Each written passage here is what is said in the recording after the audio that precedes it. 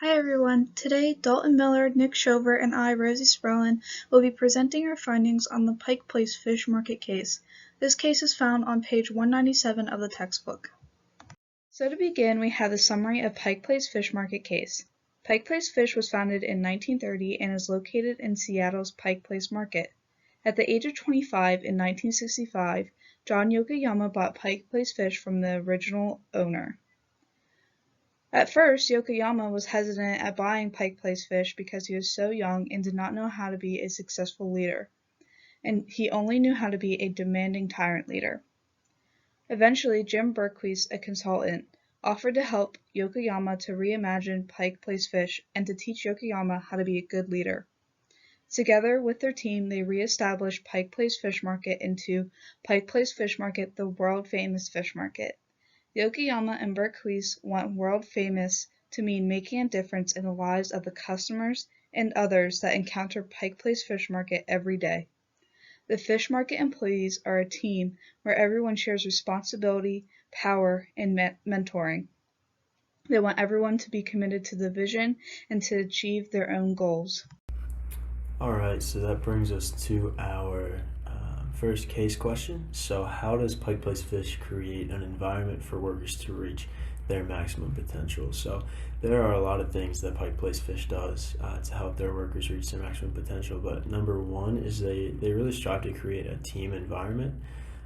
So they hire those who buy into the world famous vision. And one thing that I thought was really cool about this is about midway down the case, it says new employees sometimes take 3 months to understand the distinction of being world famous rather than merely wanting to be or believing you are. And they become productive team members after that. That is something I think is really cool, is that they speak kind of to the identity of the employee in doing that, right? Because anybody can say, hey, we want to be world famous, or that's our goal.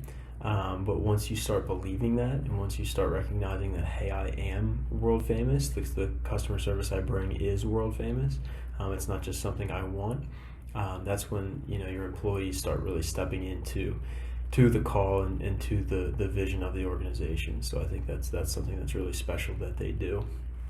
So they also empower. They empower each other, and leadership empowers the employees by allowing anyone to coach. So the example they gave in the case there was that if somebody desires to learn how to fillet a fish, that can be coached and taught by anybody, right? So anybody who is on staff or any one of the team members who knows how to fillet really well, you don't need to be in a managerial position, and you don't need to have that in your title in order to coach a new team member in that. And so I think that's something that ties in really well with empowerment, right? Which we talked about a few weeks ago, is you don't need to have that managerial title in order to be empowered to coach, right? So that gives employees a sense of ownership almost in what they do, and a sense of accomplishment, right? That they once were in that place of maybe not knowing how to be an effective filleter of fish, I guess, in Pike Place. But now that they are, now they can take their skills and their knowledge and coach somebody else, and so that gives that cool sense of empowerment and sense of leadership. And yeah, just again, really driving that home that anybody can be coached, and anyone has the responsibility to coach, right? So if you see somebody struggling with a task, you have the responsibility and you have the ownership of that to go over and coach that person, regardless of your position, which I think is very cool.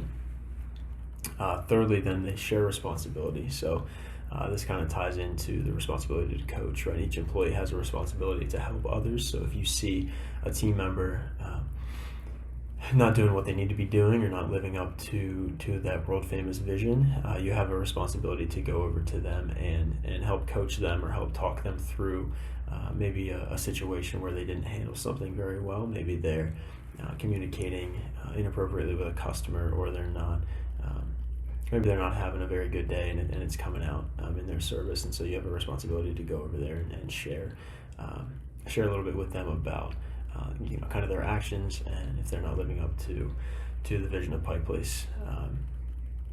you have that responsibility to do that regardless of your position. And I keep saying regardless of your position, that's something that's very key in this, is that it's a very flat organizational structure, that it doesn't matter what position you are. It doesn't matter if you have manager or some type of leadership title.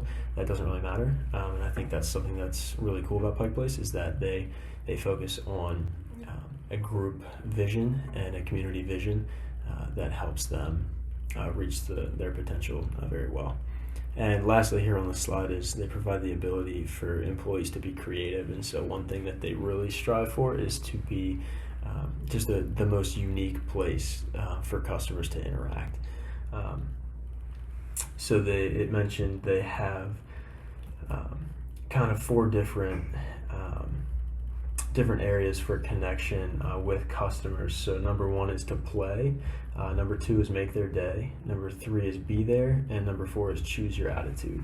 And so these four in tandem, when communicating with a customer, really kind of separates Pike Place from any other market there within Seattle.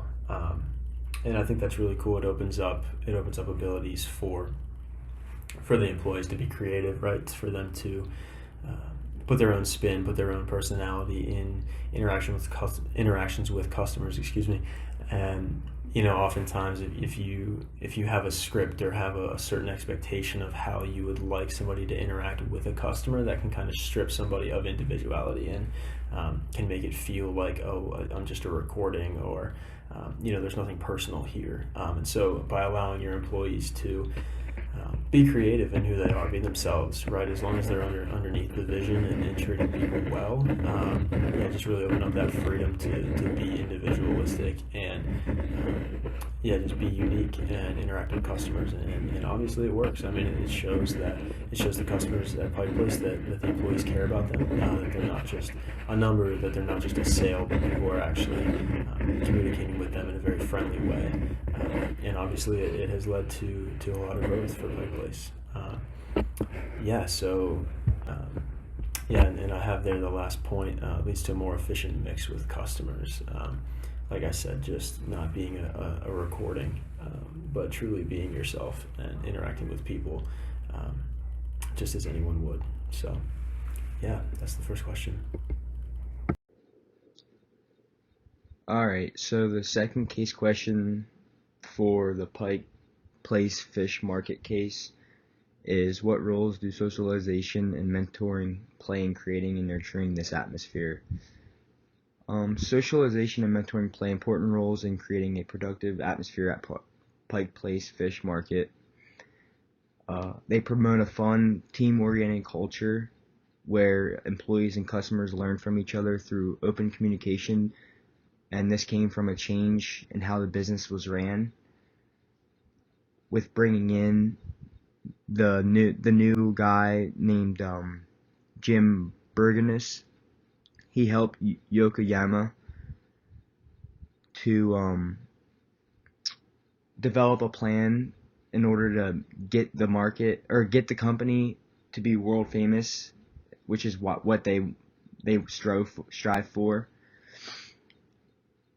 Mentoring is also available for employees who need to sharpen skills in order to fully develop the needed skill to be productive in the world famous business that they're talking about.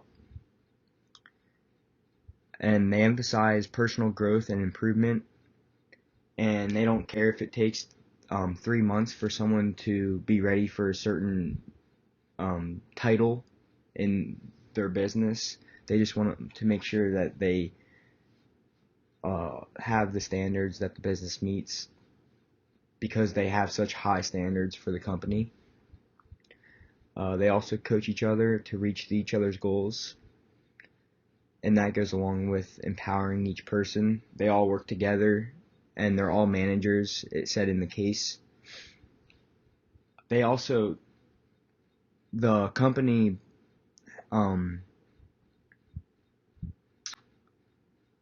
company philosophy, the workplace philosophy, goes along with the best-selling book called Fish, and this book identifies 4 principles and they are creating a fun-filled environment, play, make their day, be there, and choose your attitude.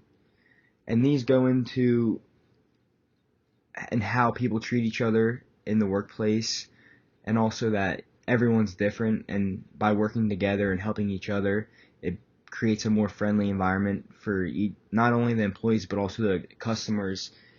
And they don't even care if they come in and buy any fish or anything. They just want them to have a positive experience when walking in the Pike Place Fish Market. And that is how socialization and mentoring play a role in creating and nurturing the atmosphere at Pike Place. Here's just a little snippet into the world of Pike Place Fish Market, which is mainly from their website. As you can see, they exemplify their mission and vision everywhere you look. They reside in the Pike Place Market, they have fun as a team, and they're world famous.